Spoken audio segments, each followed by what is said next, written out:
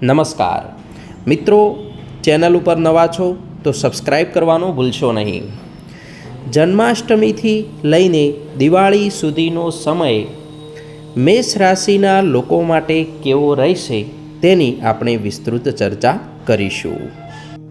મિત્રો, બુધ ગ્રહનું, સૂર્ય ગ્રહનું તથા શુક્રનું ગોચર અને શનિદેવની વક્રી ચાલને જોઈને જો આપણે જન્માષ્ટમીથી દિવાળી સુધીના સમયનું એક આકલન કરીએ તો મેષ રાશિના લોકો માટે આ સમયગાળો સ્વાસ્થ્યને લઈને કેવો રહેશે. તો સ્વાસ્થ્યમાં આ સમયગાળો તમારા માટે મિશ્રિત પરિણામ આપનારો રહેશે.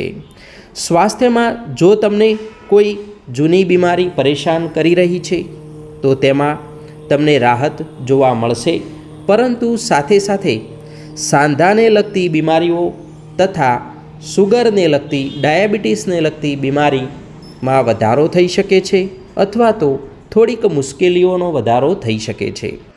જો તમે ખાનપાન ઉપર ધ્યાન નહીં આપો તથા તમારા સ્વાસ્થ્યની તમે નાની બીમારીને પણ જો અવગણશો તો મુશ્કેલીઓ વધી શકે છે.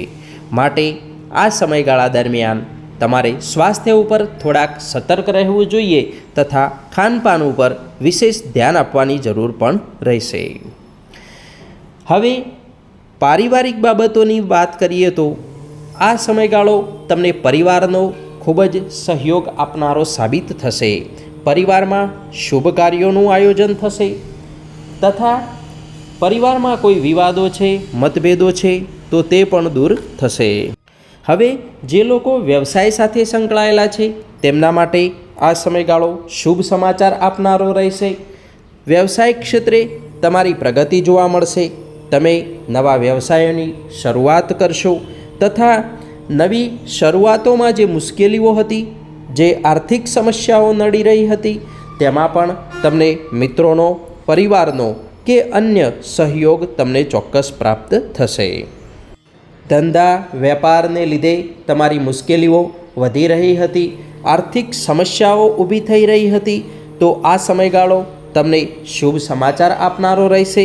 સાથે સાથે તમારી આર્થિક તંગીને પણ દૂર કરનારો સાબિત થશે.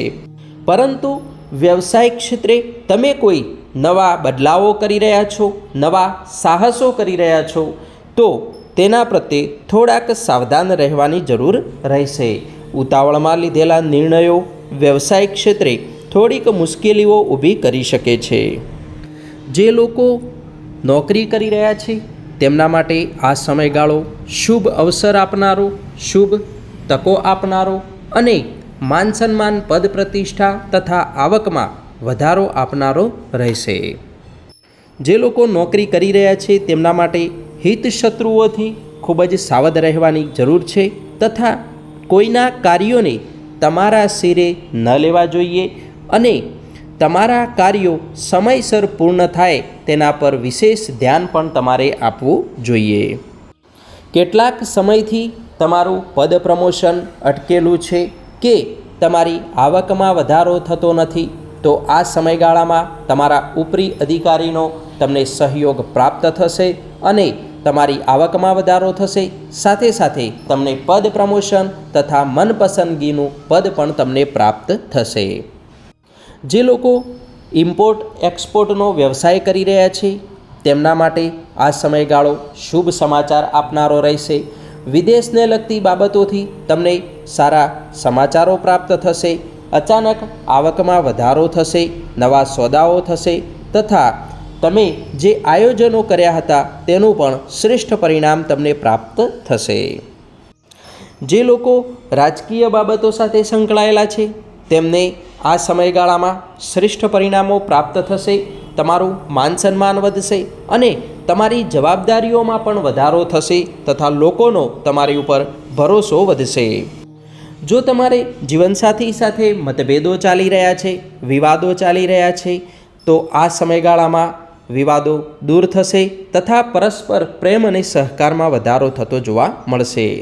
લવ લાઈફને લઈને તમે પરેશાન છો, પ્રેમ જીવનમાં મુશ્કેલીઓ વધી રહી છે તો આ સમયગાળો તમારે વાણી ઉપર સંયમ રાખવો પડશે તથા વિવાદોથી દૂર રહેવું. જો તમારે કોઈ કોર્ટ કેસ ચાલી રહ્યો છે, અન્ય જમીન મકાનના વિવાદો ચાલી રહ્યા છે કે વ્યવસાયિક ક્ષેત્રે કોઈ સોદાઓ અટકેલા છે, કોઈ સોદાઓ વિવાદમાં છે, તો આ સમયગાળા દરમિયાન તેમાં શુભ સમાચારો પ્રાપ્ત થશે. પરંતુ કેટલીક બાબતોમાં મિશ્રિત પરિણામો પણ પ્રાપ્ત થઈ શકે છે. તમારે અહંકાર અને ગુસ્સાથી દૂર રહી તમારા લક્ષ્ય ઉપર વિશેષ ધ્યાન આપવું પડશે. વિદ્યાર્થી મિત્રો માટે આ સમયગાળો શુભ સાબિત થશે. મહેનતનું તમને શ્રેષ્ઠ પરિણામ પ્રાપ્ત થશે. કારકિર્દીમાં શ્રેષ્ઠ તકો પ્રાપ્ત થશે અને ઘણા સમયથી તમે કારકિર્દી માટે સખત પરિશ્રમ કરી રહ્યા હતા, તો તેમાં પણ આ સમયગાળો તમારા માટે અતિ લાભદાયી સાબિત થશે. જો તમે કોઈ રોકાણો કરેલા છે કે કોઈ જગ્યાએ તમારા નાણાં ફસાયેલા છે, તો તેમાં પણ આવનારા સમયમાં તમને શુભ સમાચારો પ્રાપ્ત થશે. તમે જે રોકાણ કરેલું છે તેમાં વૃદ્ધિ જોવા મળશે. આ સમયગાળા દરમિયાન તમે નવી ગાડી, મકાનની કે નવી જમીન કે અન્ય નવી વસ્તુની ખરીદી પણ કરી શકશો. કેટલીક બાબતોની સાવધાની રાખવી પડશે, જેમ કે તમે કોઈ અજાણ્યા વ્યક્તિ સાથે આર્થિક નાણાકીય વ્યવહાર કરી રહ્યા છો તો સમજી વિચારીને કરવો, અને જો તમે કોઈ નવું કર્જ લઈ રહ્યા છો તો પણ સમજી વિચારીને લેવું જોઈએ. તથા આ સમયગાળા દરમિયાન તમારે લોભ લાલચમાં આવીને રોકાણો કરવાથી દૂર રહેવું, સટ્ટાકીય બાબતોથી ખાસ કરીને દૂર રહેવું અને કોઈની વાતમાં આવીને ઉતાવળમાં લોભ લાલચમાં કોઈ રોકાણ કરવું જોઈએ નહીં. આવનારો આ સમયગાળો તમારા માટે આત્મવિશ્વાસ વધારનારો, આર્થિક સમસ્યાઓ દૂર કરનારો તથા કર્જની બાબતમાં તમને ખૂબ જ રાહત આપનારો સાબિત થશે. આ સમયગાળા દરમિયાન તમારી આધ્યાત્મિક પ્રવૃત્તિઓમાં વધારો થતો જોવા મળશે અને આધ્યાત્મિક પુસ્તકોના વાંચનમાં તથા ધાર્મિક પ્રવૃત્તિઓમાં તમારી રુચિ પણ વધશે.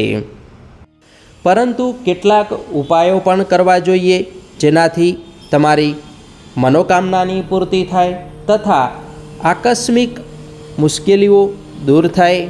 આ સમયગાળા દરમિયાન તમારે સૂર્યદેવને નિયમિત જળ અર્પણ કરવું જોઈએ તથા દર સોમવારના દિવસે શિવલિંગ પર જળ અર્પણ કરવું અને તમારી ઈચ્છા અનુસાર યથાશક્તિ અનુસાર કોઈ પણ પીળી વસ્તુનું દાન કરવું જોઈએ.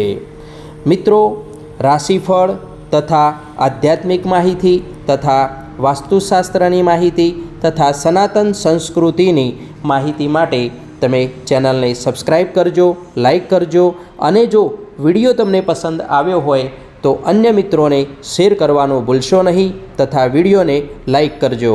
તમારો ખૂબ ખૂબ આભાર. ધન્યવાદ.